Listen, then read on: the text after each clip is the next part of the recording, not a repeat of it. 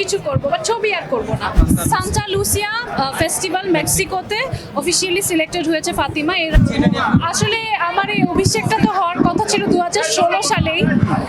2016 সালে এই ছবিটা 2017 সালে ছবিটা শুট করা শুরু করেছিলাম এবং আশা করেছিলাম যে অ্যাটলিস্ট 18 কি 19-এর মধ্যে বাংলা ছবির মাধ্যমে আমার অভিষেক হবে। বাট সামহাউ ওই সময় দাহকাল ছবিটা হওয়ার কথা ছিল, হয়নি। তারপর আমার ক্যারিয়ার প্ল্যানও পুরোপুরি চেঞ্জ হয়ে যায় এবং এরপর আসলে আমি ডিসাইডেড থাকি মানে ছবির অভিজ্ঞতা থেকে যে আর ছবি করব না, এখন নাটক করব বা অন্য কিছু করব, বা ছবি আর করব না।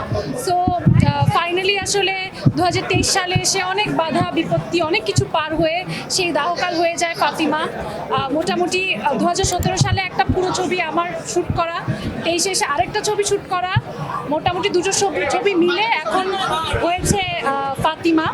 এবং আমি খুবই আনন্দিত এই ব্যাপারে যে প্রথমে যখন আমি কিছুই ছিলাম না, কোনো কাজ করিনি, ওই সময় ধ্রুব ভাই আমাকে এই সুযোগটা দিয়েছিলেন।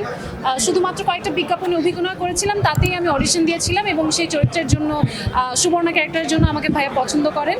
সো সামহাউ ওই সময় ড্রিমটা ফুলফিল হয়নি, but somehow I am very glad যে 2024-এ এসে ওই 17 সালের স্বপ্নটা কোনো না কোনোভাবে তো একটা বাস্তবায়ন হচ্ছে।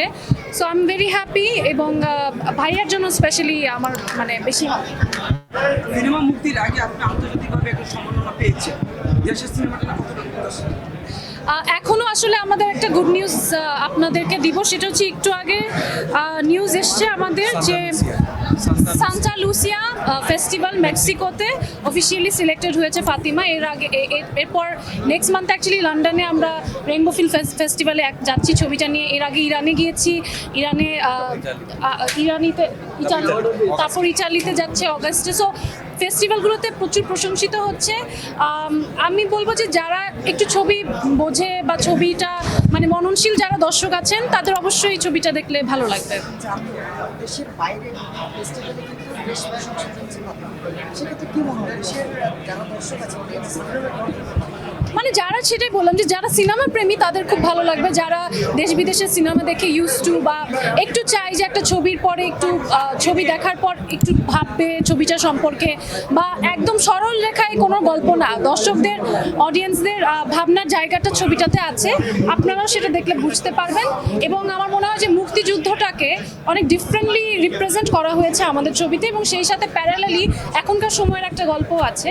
সব কিছু মিলে আমার মনে হয় যে ওয়ার্ড অফ মাউথে যদি স্প্রেড হয় তাহলে অডিয়েন্সরা আসবে এবং তারা দেখবে, আর এটাই। নামটা একটু সাধারণত ধরনের সিনেমার নাম